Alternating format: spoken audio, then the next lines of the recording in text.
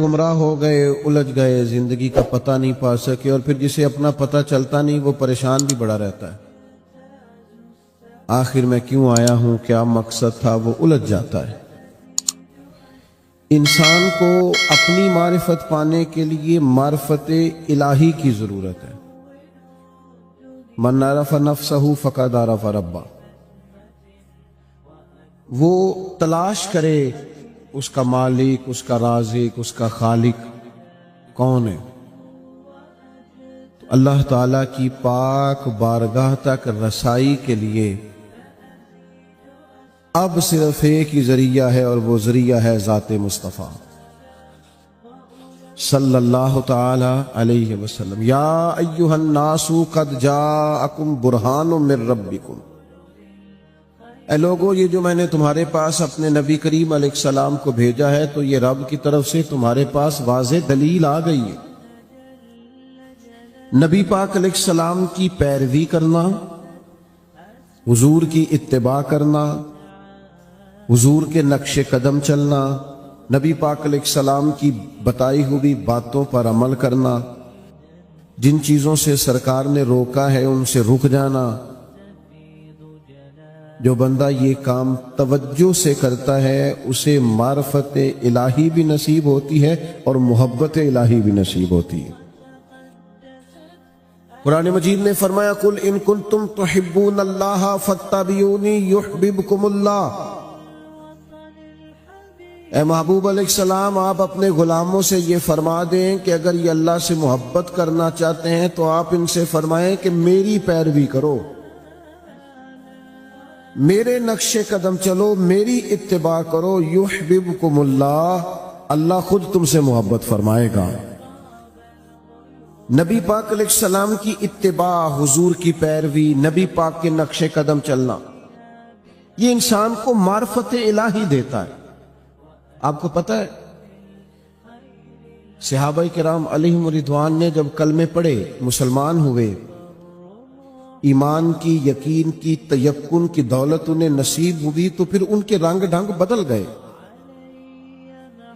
بڑا مشکل کام ہے اپنا کمایا ہوا مال محنت کا لا کے خرچ کرنا، لیکن جب رضائے الہی پورے طور پر مطلوب ہو اور معرفت الہی کا رنگ چڑھا ہوا ہو اور انسان کو طے ہو جائے کہ اب یہ مال میرے رب کی رضا کا ذریعہ بنے گا، تو پھر حالت یہ ہوتی ہے کہ جناب صدیق اکبر نے تن کے کپڑے بھی اتار دیے اور ٹاٹ کا لباس پہن لیا۔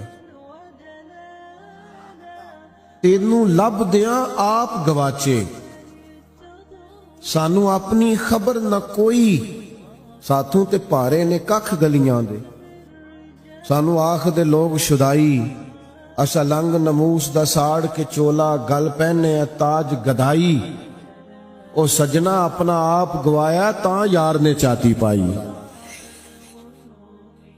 جب آپ کو معرفت الہی کا یہ جذبہ نصیب ہوتا ہے، یہ ذوق نصیب ہوتا ہے، یہ شوق نصیب ہوتا ہے، تو پھر انسان طلب کرتا ہے۔ نبی پاک صلی اللہ تعالی علیہ وسلم نے فرمایا شہید بھلا اللہ کی بارگاہ میں کیا خواہش کرتا ہے؟ اللہ کرے آپ کی زیادہ توجہ میری طرف ہو جائے، ہمارا سارا دھیان لے ہی ہمارا موبائل گیا ہے، شریکہ ہی بن گیا ہے۔ 2 4 5 لوگ بنا لیں، باقیوں کو دے دیں، اور جس نے بنانی ہے وہ ضرور بنائے، پر بات تو میری سنیں نا۔ آپ لائیو کومنٹس بعد میں دیکھ لیجئے گا۔ عزیز دوست میری بات پر غور فرمائیں،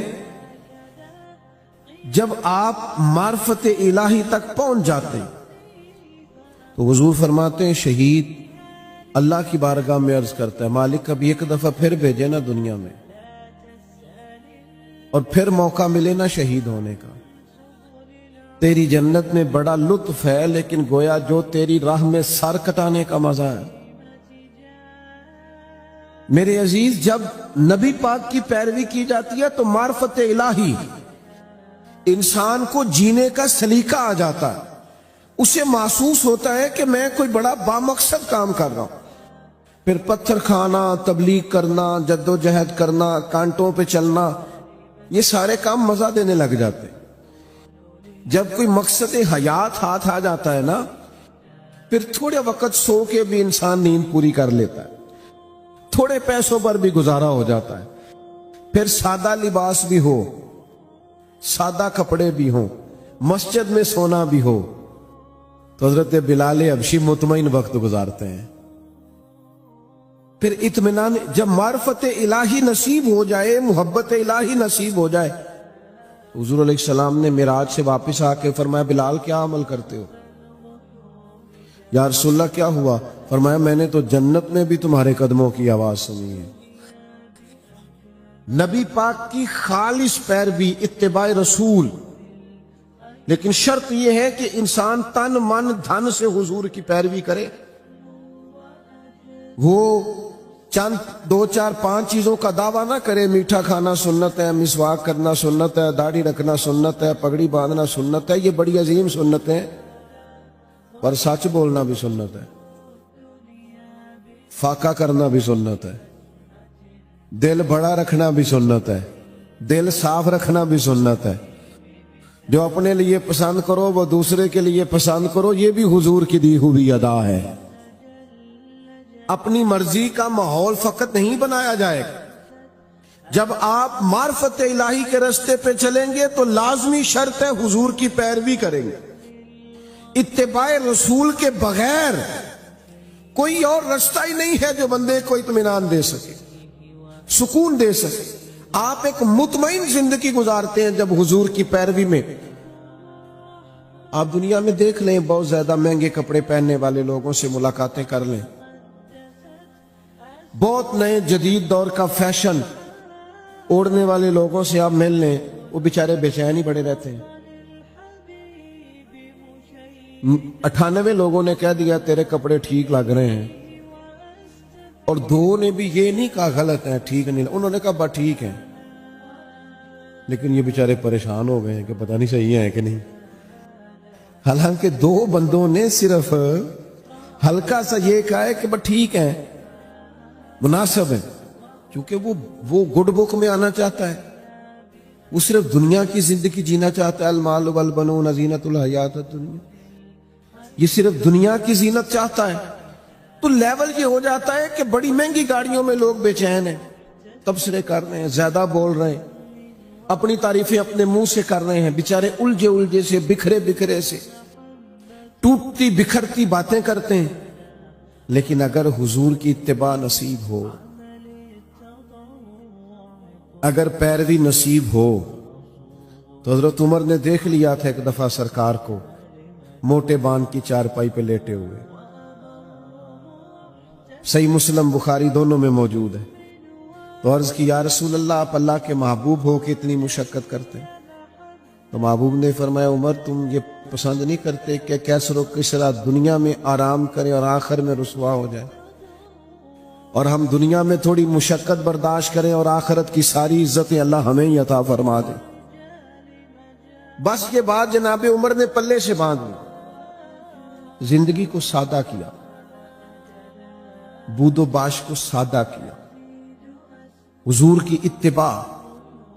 और ये चीज तसल्ली देती है, दिल मुतमईन हो जाता है। आप कभी देखें मेहनत मजदूरी करने वाले लोगों को, उनको कोई टेंशन नहीं होती कोई हमें देख रहा है कि नहीं देख रहा।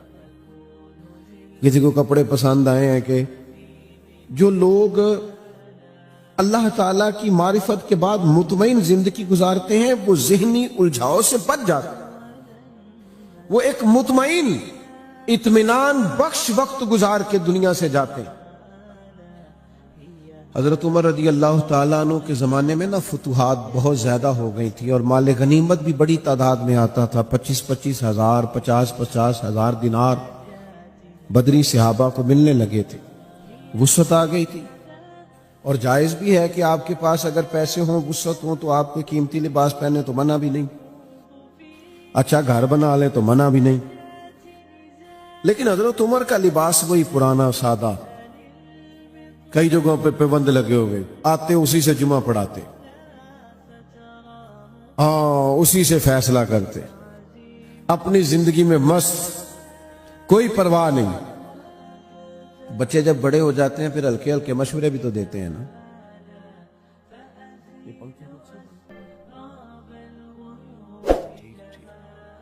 تو بچے ہلکے پھلکے مشورے بھی دیتے ہیں، ٹھیک ہے کوئی بات نہیں، سب رہنے دیں، سب ٹھیک ہے۔ تو کچھ لوگوں نے مشورہ دیا کہ اتنے اتنے بڑے لوگ جناب عمر سے ملنے آتے ہیں، وزیر مشیر اور کیا بات، اور وہی سادہ اور پھٹا پرانا اور پیوند لگا ہوا لباس۔ تو سب نے مشورہ کیا کہ حضرت عمر سے کہنا چلیں کرتا ہی نیا لے لیں، آپ کے پاس مال آتا ہے آپ سارا بانٹ دیتے ہیں، حصہ تو آپ کو بھی ملتا ہے، اب بانٹ دیتے ہیں تو چلو تھوڑا سا حرج کیا ہے۔ تو سب نے مشورہ کیا کہ کہنا ہے حضرت عمر سے۔ تو ایک صحابی بولے، کہنے لگے کہنا تو ہے پر وہ شعر بھی بتاؤ جو عمر سے بات کرے گا،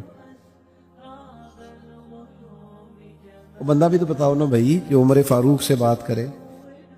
تو لوگوں نے کہا ایک بندہ ہے نا جس کی عمر بات ٹالتے نہیں۔ کہا وہ کون ہے؟ کہا مولا علی شیر خدا۔ حضرت عمر ان کی بات نہیں ٹالتے۔ لوگوں نے حضرت علی شیر خدا کی خدمت میں عرض کی کہ حضور آپ کہیے نا جناب عمر سے، کہ اب حالات بدل گئے ہیں، لوگوں کے پاس وسعت آئی ہے۔ حضور علیہ السلام کے زمانہ مبارکہ میں ظاہری طور پر، ورنہ تو بڑی وسعت تھی، ظاہراً اتنی وسعت نہ تھی۔ جناب صدیق اکبر کا زمانہ بھی کچھ ایسا ہی تھا۔ تو اب تو بڑا مال غنیمت آتا ہے اور حالات اور کیا اور ہیں، تو حرج کیا ہے اگر نیا کرتا لے لیا جائے؟ تو حضرت علی کہنے لگے بالکل تمہاری بات ٹھیک ہے، توجہ ہے نا آپ کی، اور عمر سے کہنا بھی چاہیے۔ پر فرمانے لگے یہ بھی مجھے پتہ ہے میں کہوں گا تو وہ مان لیں گے، پر یہ تمہیں بتاؤں میں نے کوئی نہیں کہنا، میں نہیں کہوں گا، کیونکہ میں عمر کی طبیعت کو جانتا ہوں۔ کہا پھر کیا کریں؟ فرمایا سیدہ عائشہ صدیقہ سے کہو، وہ ماں ہے نا مومنوں کی، حق رکھتی ہیں۔ لوگوں نے یہ سارا مدعا جناب عائشہ صدیقہ سے بیان کیا، بلایا، جناب عمر دوڑے حاضر ہوئے، اماں جی حکم ہو، پردے کے پیچھے بیٹھ گئے۔ فرمایا عمر اب اللہ نے وسعت کر دی ہے، مال آ گیا ہے، گنجائش آ گئی، تو آپ نیا کرتا لے لیں، کیا حرج ہے؟ تو حضرت فاروق اعظم چپ کر گئے۔ بزرگوں کے سامنے جو منصب کے لحاظ سے بزرگ ہوں، بڑے ہوں، ان کے سامنے زیادہ باتیں نہیں کرنی چاہیے۔ حضرت عمر چپ کر گئے، کہا اماں جی آپ حکم کریں، شام سے پہلے کرتا بدل لوں گا۔ لیکن فرمانے لگے ایک بات کرنے کی اجازت ہے، ایک بات کہنے کی اجازت ہے؟ کہا کہیے، توجہ ہے آپ کی میری طرف؟ تو حضرت عمر فرمانے لگے اماں جی یہ جو میں نے کرتا پہنا ہے نا، حضور کے زمانے میں بھی میں اسی طرح پہنتا تھا، حضرت صدیق کے زمانے میں بھی اسی طرح پہنتا تھا، میرا دل کرتا ہے میں اسی طرح رہوں جو میرا رنگ حضور کے دور پہ تھا۔ میں اس میں بڑا راضی ہوں، بڑا مطمئن ہوں، یہی میرا طریقہ ہے۔ بس جناب عمر نے بات کی تو جواب کوئی نہیں آیا۔ تھوڑی دیر کے بعد جناب عائشہ صدیقہ کے رونے کی آواز آئی، اور جناب عمر فاروق سے فرمانے لگی آپ جائیے، جو صحابہ نے فرمایا تھا وہ بھی ٹھیک ہے، پر جو آپ کہہ رہے ہیں وہ تو بالکل ہی ٹھیک ہے۔ اس لیے کہ معرفت الہی، محبت الہی، توکل، صبر، شکر، قناعت، خودداری، عزت نفس پیدا کرتی انسان کو، یہ چیزیں پیدا کرتی ہیں۔ اور یہ حاصل کیسے ہوتی ہے؟ فتبعونی، حضور کی پیروی سے، نبی پاک کی غلامی سے، نبی پاک کے نقش قدم چلنے سے ہم صرف اور صرف اس زندگی میں مطمئن رہ سکتے ہیں جو زندگی ہمیں مدینے والے محبوب نے عطا فرمائی۔ اگر ہم وہاں سے ہٹیں گے، اگر ہم وہاں سے چند قدم پیچھے ہٹیں گے، ہمارے لیے نقصان ہوگا۔ دیکھیے نا، عظیم سنت ہے نبی پاک کی اپنے دل کو صاف رکھنا، لیکن ہم نے بوجھ ہی بڑے بنائے ہوتے ہیں دل کے۔ ایک بٹن ٹوٹ جائے نا، گلے کا ایک بٹن، تو محفل میں کسی کو بھی نہ پتا ہو تو جس کا ٹوٹا ہوتا ہے وہ بڑا پریشان ہوتا ہے، یار میرا بٹن ٹوٹا ہوا ہے۔ ایک تنکا صرف آپ کی داڑھی پہ لگ جائے نا، ایک بال چھوٹا سا، تو جب تک بندہ اتارنا نہ لے مطمئن نہیں ہوتا. ذرا سی یہاں مٹی لگی ہو تو سارے کہتے ہیں یار تیرے چہرے پہ مٹی لگی ہوئی. آپ کئی بار آئینہ دیکھتے ہیں پھر جا کے اطمینان حاصل ہوتا ہے. تو میرے بھائی یہ جو لوگ کہتے ہیں نا میں بے چین رہتا ہوں بور بڑا ہوتا ہوں, تو ان کے دل پر بھی کوئی میل کچیل چڑھ گئی ہے. یہ باطن اگر اپنا صاف کر دیں گے نا یہ چڑھ جاتی ہے میل کچیل. مجھے بتائیں بندہ حسد کرے اور پھر سکون سے رہے یہ ہو سکتا ہے؟ دل میں بغض رکھے اور سکون سے رہے یہ ہو سکتا ہے؟ وہ تکبر کر رہا ہے, کسی کو حقیر جان رہا ہے, پھر سکون سے رہے یہ ممکن ہے؟ جب ہم اپنی طبیعت پر باطن پر بوجھ میل کچیل چڑھا لیتے ہیں نقصان ہوتا ہے. جب دل پوری طرح صاف ہو گیا پرواہ کوئی نہیں ہے, اللہ کے ہر بندے سے پیار ہے, ہر صحیح العقیدہ کی محبت ہے, ہر ایک کے بارے میں دل میں گنجائش ہے.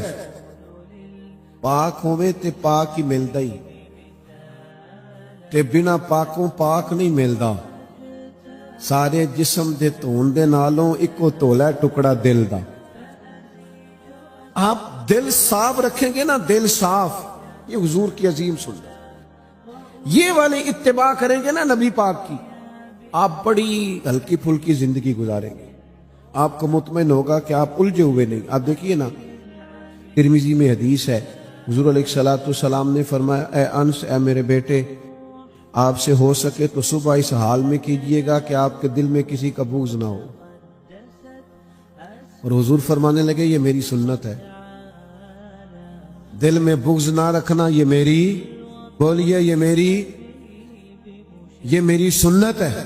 اور میرے عزیز دل میں صفائی ستھرائی. صحابہ فرماتے ہیں, حضرت عبداللہ ابن عمر فرماتے ہیں, ہم ایک دن نا حضور کی بارگاہ میں بیٹھے تھے, 2-3 لوگ, دروازے پہ دستک ہوئی. تو نبی کریم نے فرمایا دروازہ کھولو, جو بندہ دروازے پہ آیا جنتی ہے.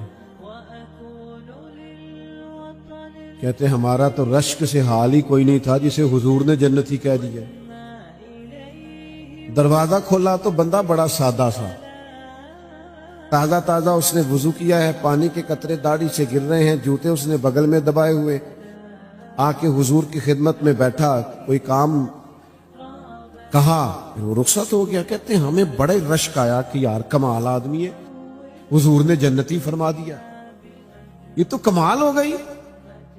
فرماتے ہیں اتفاق کی بات یہ کہ اگلا دن آیا, وہی ٹائم وہی وقت اسی طرح ہم بیٹھے تھے, پھر دستک ہوئی. حضور نے فرمایا کھولو دروازہ, جو آیا ہے وہ جنتی ہے.